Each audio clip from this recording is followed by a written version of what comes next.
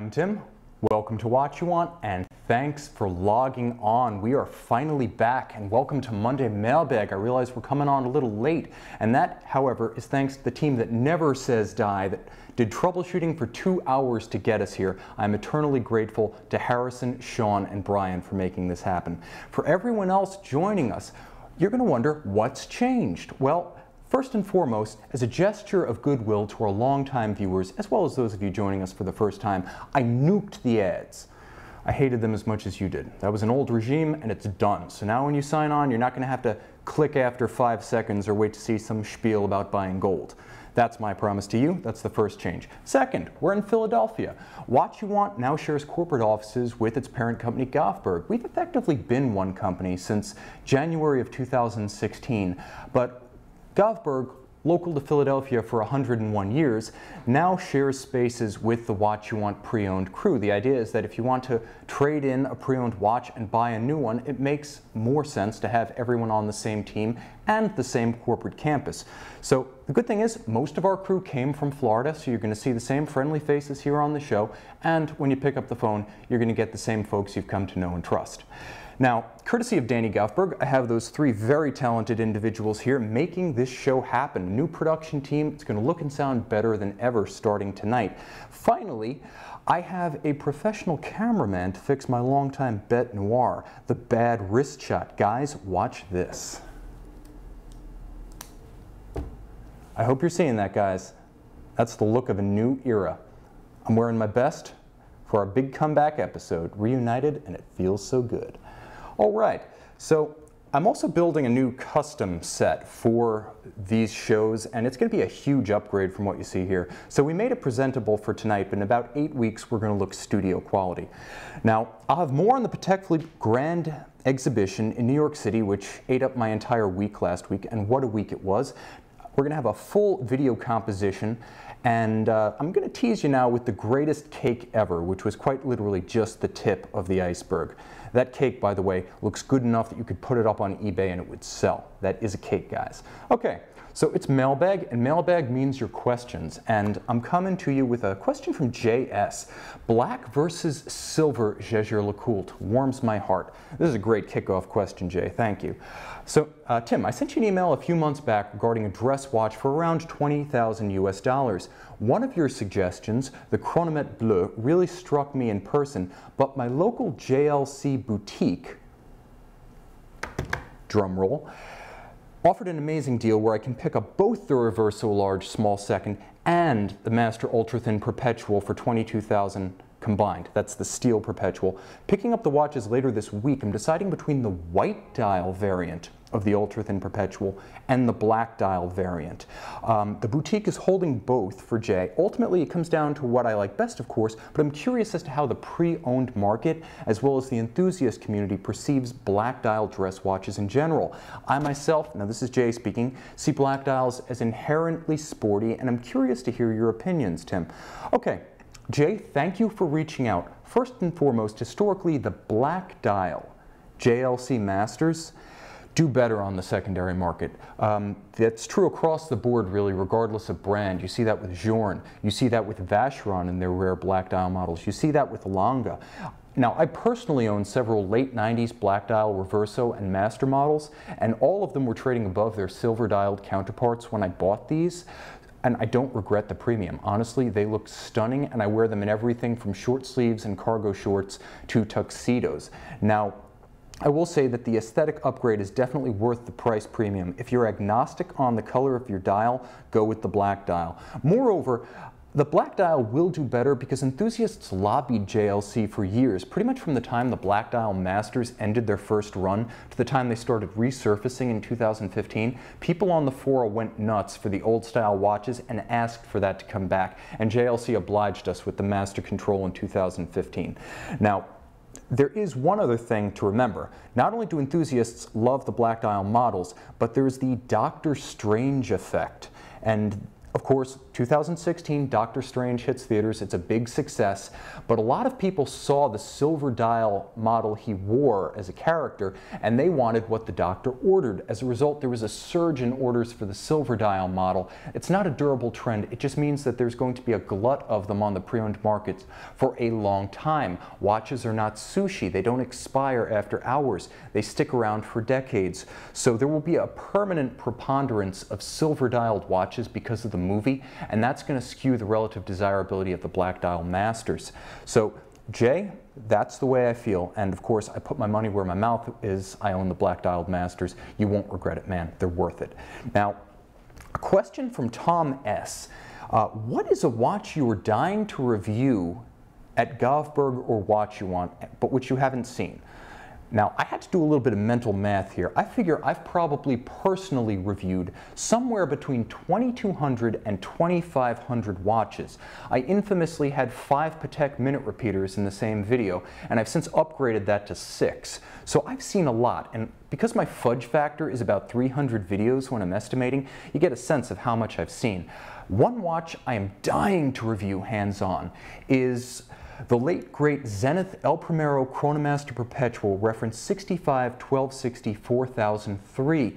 A mixture of 1990s Zenith Chronomaster elegance with the heavy stepped lugs and the fluted bezel, with Terry Nataf era grandeur, and the timeless appeal of high complications. This is a watch that had it all. COSC chronometer certification, a perpetual calendar, a gorgeous bosom-style moon phase, and El Primero finished to a higher grade. It was part of the Academy series, and like, for instance, Girard, Perregaux, or Jaeger-LeCoultre, Zenith has commensurate finish to go with each echelon of price, and this was the very highest they offer.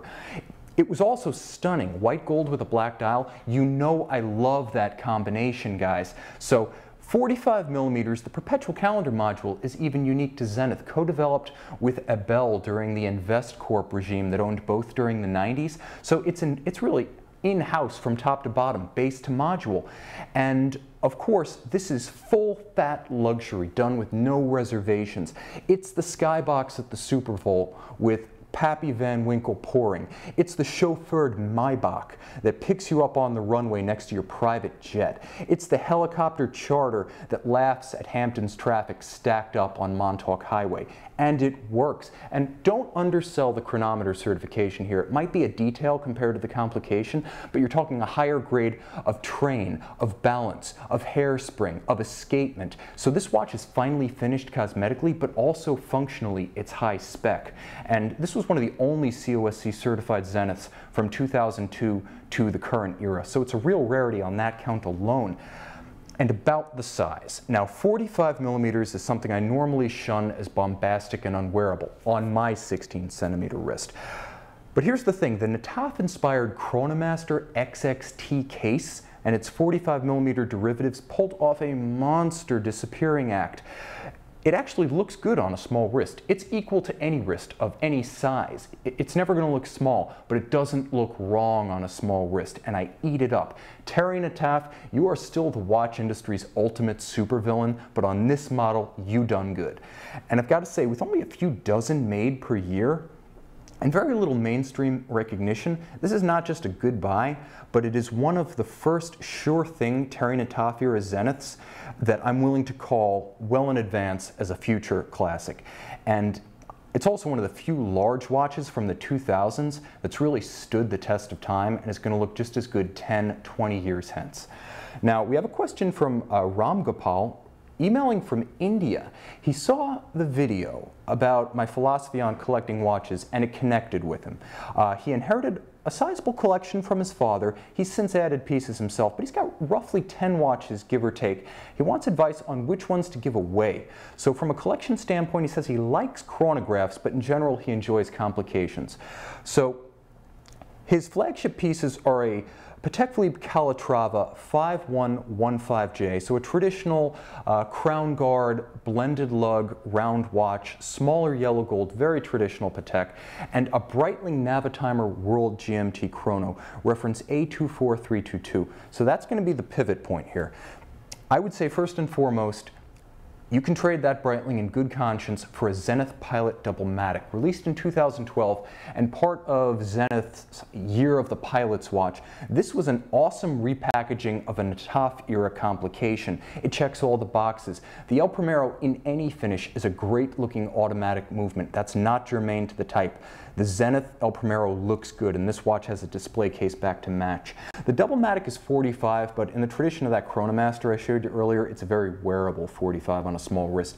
And the combination of the El Primero high beat historic integrated chronograph, a world time function, an alarm function with alarm on-off toggle, and a unique spiral alarm power reserve, plus a double-digit grand date. This is an incredibly compelling watch. They typically sell pre-owned for about $9,000 to $10,000 well bought. And this is a watch with a retail of $14,500. So you can see that while there are good values to be had pre-owned, it hasn't fallen off a cliff in terms of value. Collectors really respect this watch. I think that is a great watch to replace your Navitimer World, which, let's face it, isn't really a true world timer so much as a very deluxe GMT chronograph. Now, a recurring theme of mine tonight is the F.P Journe Chronomètre Bleu, and that's the other watch I would recommend to Ram Gopal. 39mm tantalum, an indescribably beautiful, chameleon-like iridescent blue dial that has to be seen in person to fully appreciate rarity and integrity of both product and brand. Plus that gorgeous 18-karat Journe caseback. And here's the thing, when I was in New York with Patek, I also had a chance to spend some time with the Journe people, and I can say that they're great folks. F.P Journe at the top, still the man on the dial face, sets the tone for the brand, but the foot soldiers at the boutique and the Espace level feel just as passionately about the watches, and F.P Journe has said 900 is his cap, because that's the maximum number that he can pass across his desk and personally approve for delivery. So again, great integrity of brand, great integrity of product, and again, 39mm tantalum, you can wear it with anything except a bathing suit. Just, well, heck, you could, just don't take the plunge. This is a versatile watch that would nicely complement your very traditional Patek Philippe Calatrava. Now, Peter, a great fellow I met in New York at the Grand Exhibition, followed up with an emailed question. Now, he's looking for F.P Journe best pre-owned options up to $50,000 US. Now, this really opens some doors. $50,000 will buy you a lot of pre-owned Journe. They hold their value well, but they're also priced realistically when they're new. So with the pre-owned discount after the fact, they still hold their value, but you're not starting from like a $200,000 price point and winding up at 50. You're starting at like 80 or 90 and winding up at 50. So I would say, because Peter likes complications, and so does Mr. Journe, this is a distinctive strength of the manufacturer. They sell some very nice Chronomètre Souverain, Chronomètre Bleu, simple watches, relatively speaking, but complications are numerous in F.P Journe's back catalog. And I feel like the black label, which is available only to existing Journe owners through the boutiques and Factory Espace, offers the greatest exclusivity among non-limited, non-numbered series. Rare, but again, not strictly limited. Peter's local to New York, so he'll find good selection, plus he's steeped in the same kind of white metal black dial restraint that I personally consider integral to my collecting philosophy. And he collects vintage, so he's into the unique, the rare, and the undiscovered when possible. So Peter, here are 5 quick thoughts for you.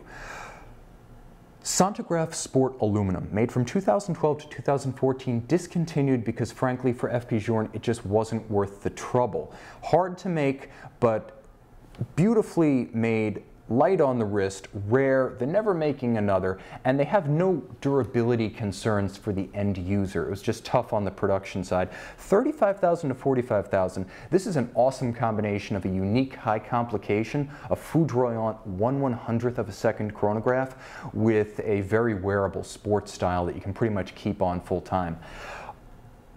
The Octolune Black Label. The Octolune, a gorgeous and romantic reference. 40mm in platinum. You're going to pay between $40,000 and $45,000, Peter, for this one pre-owned. I think it's a great option because if you don't have a graceful, romantic lunar complication, I can't think of a better way to get started.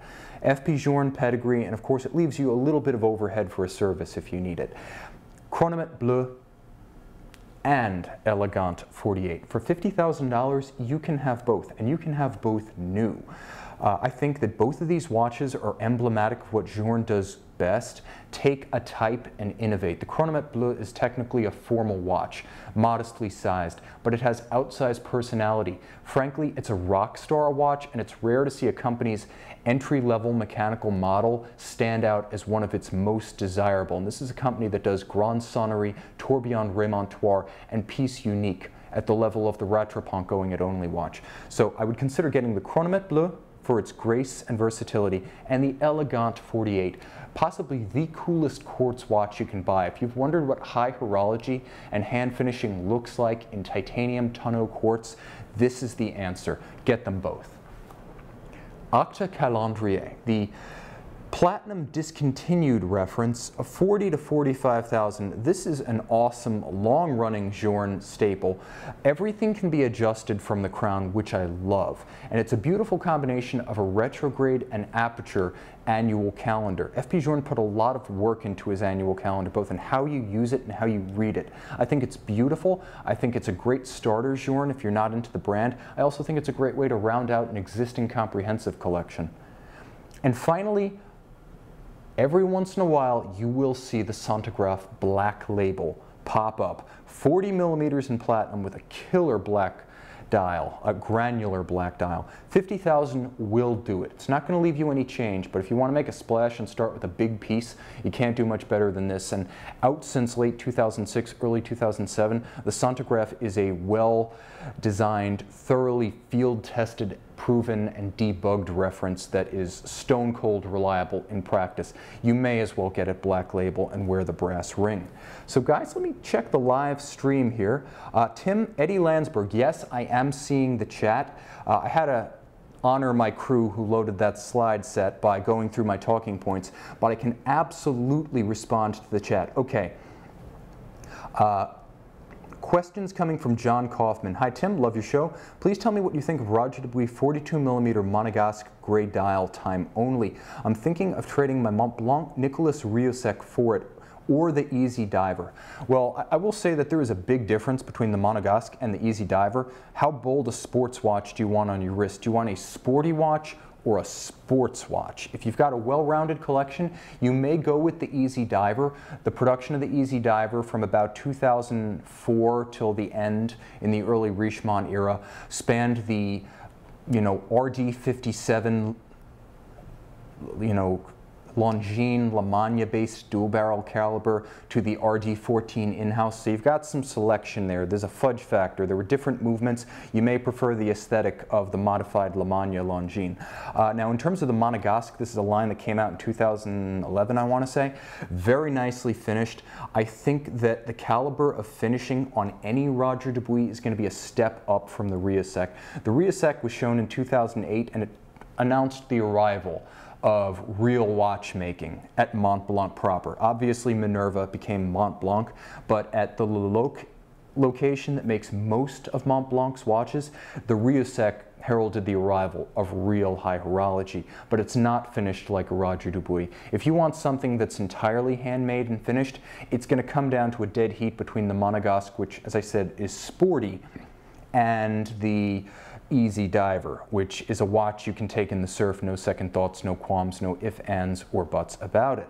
I will say that if you can get the Monegasque Club chronograph with the incredible Chesterfield pattern strap and the old RD78 micro rotor movement, that's a combination of grace in movement and strap and dial and case that all comes together in sensational fashion. That, if you can stretch, that would be my first choice. Okay, Hachi Zenki asking, the bottle of Knob Creek didn't make it. Not only did it not make it, it didn't make it for the right reasons. We polished it off. Thanks to Uncle Danny Govberg, that's going to be replaced with a little bit of something else for after. We're going to do an after party here, and maybe like Saturday Night Live, an after party. Trust me, there's no shortage of bourbon in this house. Okay. Thinking of getting a JLC Duomet. This is Giants fan here. What is the market, and wondered, is it a delicate, high-end, high-maintenance watch? It's a high-end watch. It's not high maintenance. First of all, it's got real-world water resistance. 5 ATM, 50 meters, you could take it in the water. I wouldn't personally, but you could. Second, you can get the model that I'm pretty well known for sharing on the program, the white gold 200-piece black dial limited edition for just under $30,000. If you want to get a yellow gold example from the launch 300 that came out in 2007, hey, the Duomet's 10 years old. Anniversary. That watch can be had in the low 20,000s. So the market is soft, but that's to your advantage. This is JLC's highest level of finishing because it was a flagship product and it was designed to make a splash. So really that level of finish is generally reserved for timepieces in the six-figure range. This is a rare way to get it below $30,000. Again, you've got your choice of the Quantième Lunaire, you've got your choice of the 40.5 or the 42mm case, and of course your choice of Quantième Lunaire and the traditional chronograph. The unique travel time has not yet fallen below 30,000, but if you're willing to up the ante into the 40,000 range, that too could be yours. It is not delicate in any way. It's free sprung, it's shock protected, 5 ATM water resistance, and I've worn mine on a daily basis with no reservations. It's not a beater by any means, but it's anything but a prima donna. It's a tough watch. Okay, other questions coming through.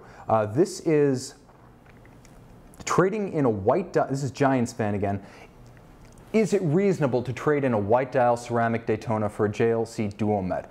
Is it a good upgrade? In terms of complication and finish, there's a world of difference between a Rolex Daytona, any Daytona, and a Duomet. That said, if you want to watch purely as an investment, keep the Rolex.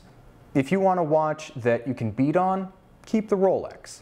And if you have a strong preference for a blue chip on your wrist that people will recognize, keep the Rolex. But for finish, for innovation, the display case back, total quality, and in my opinion, the distinctive experience, I would get the Duomet. But I'm kind of a homeboy for JLC. One of these days, I swear, I would love to go to La Sentier and have them greet me by name. Hey Tim, you know me! It'd be like coming home again.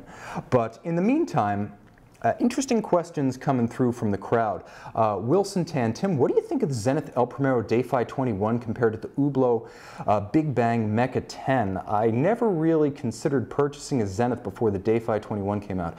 Okay, so the cool thing is I saw these watches come out from the same LVMH group in consecutive years at Baselworld. First of all, the Day-Fi 21 is going to give you a lot more bang for your buck, but I dig what Hublot did with the Mecha 10. And the King Gold version of that watch is one of those watches I shouldn't want to wear, but I kind of do, because it ticks all the boxes. A distinctive, innovative material, a unique case with a quick change strap, plenty of water resistance, you can beat on it. It's a gold watch you can beat. And that movement, which was inspired by Meccano, erector set for those of us on the wrong side of the Atlantic, is so cool. I identify with that. I was one of those Lego Technic erector set guys back in the day. So this is like a grown-up version of what I used to love. The 10-day power reserve is distinctive and horologically important. And I think that it's a great cross comparison in terms of innovation with the Zenith, but at maybe 1/3 the price, the Zenith is the buy. The Day-Fi 21 is a spectacular product that takes some of that Guy Simon secret sauce from Tag Heuer's ultra-high horology division. Guy Simon being he's more of an engineer than a watchmaker, but he pioneered things like the belt-driven V4s and the Microterre with its high rate escapement. All of that in a highly water-resistant titanium skeleton dial El Primero, a next-gen caliber 9004 El Primero with carbon fiber hairsprings and twin escapements. Yeah, that's the pick for around $10,000, no-brainer. And I'll say this, I'm not allowed to break any embargoes or share anything that hasn't already leaked onto the internet, but Zenith is going to have some really big news for fans of technical innovation very soon. Stuff that other brands, even high horology, even high-end and high mech, have only talked about conceptually. Zenith is going to bring that to a production watch very soon, so stay tuned. Okay, so More questions and comments. Tim, do you have a favorite custom strap maker? This is from Dr. Phaedrus. Camille Fournet. Camille Fournet has the best custom strap configurator you will ever find. You can literally lose hours of your working day on that configurator. But I will say this, if you want the ultimate bespoke experience, you need to check out ABP Paris. They will make you anything, including like CITES, protected endangered species. I'm not advocating this, and I disown any allegiance to illegal poaching of protected species. Trust me, they can do things you never imagined. If you want to have a strap custom made with just one hole for your wrist size, they can do that. They can do it in Stingray. They can give you a lime green Stingray strap for your black dialed Longa. I actually like that idea. Amazing things, ABP. Otherwise, you want to check out, the usual suspects in the aftermarket strap game. For Rolex, you want something like Rubber Bee or Everest straps. For Panerai, for Audemars Piguet, check out Horus straps. All worthy, they all have their strengths to recommend them. Again, something like Horus is going to be a value play, customizable, silicone. Something like Everest straps or Rubber Bees, they're going to give you integrated straps that look factory and come in natural vulcanized rubber. John Kaufman, hello from Hong Kong. Hello, John, and thank you for joining us from the far side of the world. Guys, this has been an absolute ball. I wish this could go on forever. I'm gonna see if I can cover one more question from Carlos Ramirez, an old friend of the house, who's asking, Tim, I'm looking to buy my one and only Reverso. I have a big wrist. I'm looking to use it as a classy all-arounder, not just a dress piece. Which reference would you recommend for me, new or old, manual or automatic?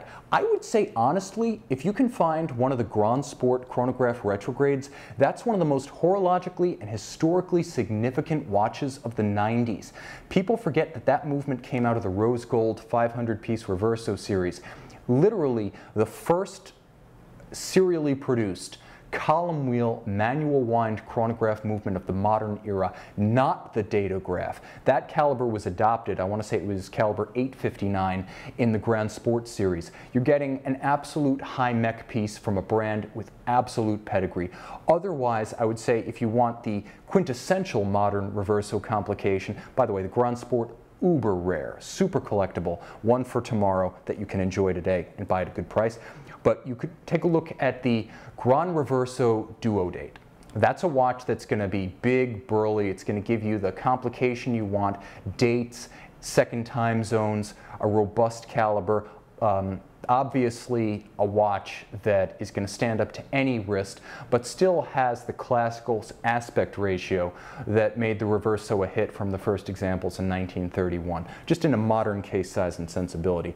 I also want to thank everyone who introduced themselves at the Patek Grand Exhibition. Peter, Amintas, Gary, you guys reaching out, Michael, Alan, all the folks who came out, Roberto. I was absolutely blown away by the reception from folks who recognized me in my sunglasses and came up to introduce themselves. That's ultimately what this hobby is about. You come for the watches, you stay for the people. So to every one of you, including those I haven't named, and all of you out there tonight, thank you so much. I want to salute my intrepid team who brought us here tonight. Without them, this stream doesn't happen. Every single one of them. Brian, Harrison, Sean, you guys are aces and the real heroes tonight. The rest of you in cyberspace, I'm Tim, this is Watch You Want, they're the three amigos, and thanks for logging on.